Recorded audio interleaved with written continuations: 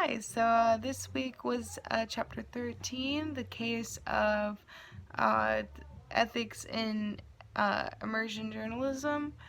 So basically, this case was there was a graduate student who got the opportunity to write in a scientific journal, and um, the story was about, living in a community that's poverty stricken, that has homelessness, prostitution, drug problems, addictions, the list goes on.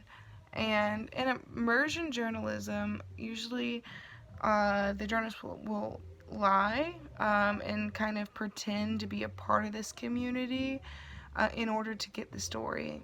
This journalist, she did not lie. She right out of the gate said, I'm a journalist, this is what I'm doing, um, you're going to be included in this story.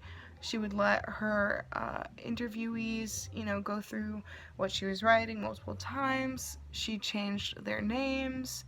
And she ultimately befriended a lot of the people in the community. She became so immersed into the community that sometimes they would ignore her.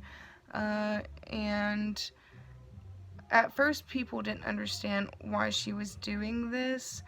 Um, and, was it iffy, was it not? She, talked to her editor about it, and her editor was, kind of on the fence about her being friends with these people, but, it always is something that teeters the line, but I think the way she handled it was a good way to go, and it really is, like, I think a case by case basis. I think in this instance, it just naturally happened that she was able to befriend these people. I think it was the right ethical decision to not lie to them and let them know that this is what's happening. Sometimes I feel like when you go undercover and you kind of expose a community for what it is, that could be detrimental to the relationships you make in that community, and it might ruin uh, future opportunities to have the same kind of make additions to the story or have the same kind of story come out. It might ruin trust in that community to journalists. So I think overall she did a good job being ethical in that decision making.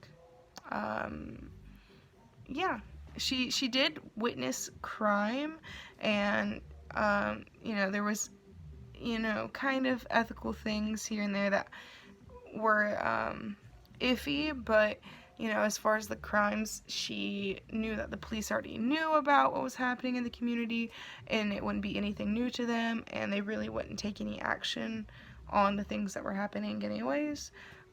So yeah, I think at the end of it, she had a successful story, and she went about it in an ethical way.